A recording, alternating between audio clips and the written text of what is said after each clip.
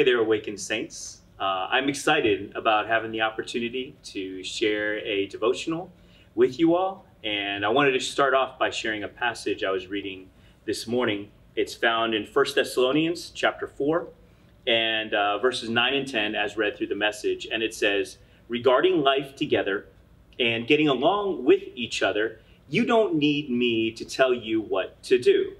You're God taught in these matters. Just love one another. You're already good at it. Your friends all over the province of Macedonia are the evidence. Keep it up and get better and better at it. That passage was really striking because earlier today I was reading a sermon from Martin Luther King Jr. called I've Been to the Mountaintop. It was actually his final sermon given the day before his assassination in Nashville. And what was striking in that sermon was he shared the story of the parable of the Good Samaritan. And in that parable, which I'm sure many of us are familiar with, there was an injured man on the road. A priest passed by, went to the other side of the road to avoid him, and walked on.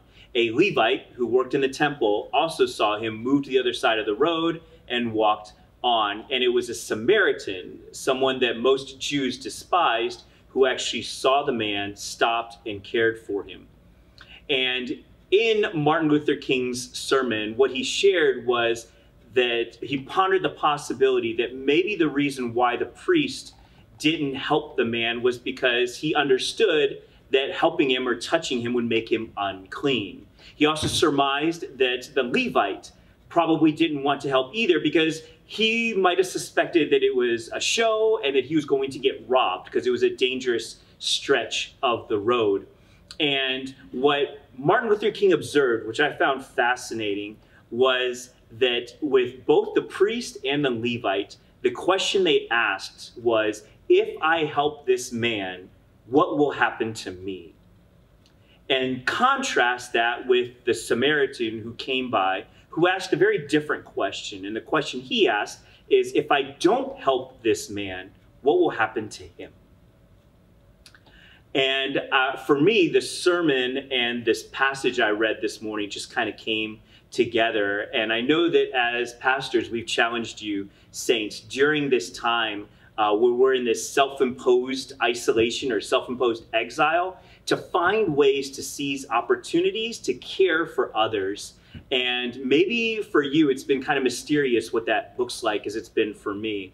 And I think at the heart of it is this question: if I help, am I thinking about myself and what will happen to me if I do, or am I thinking about the other person?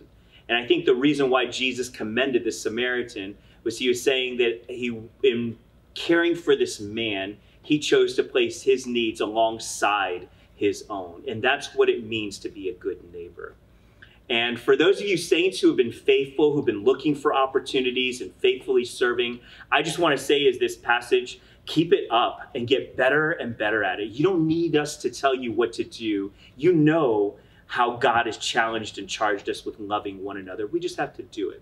And for those of you who have not been, I just want to challenge and charge you to look for opportunities and see where God might want you to serve as a good neighbor. Thanks for listening, saints. God bless you all.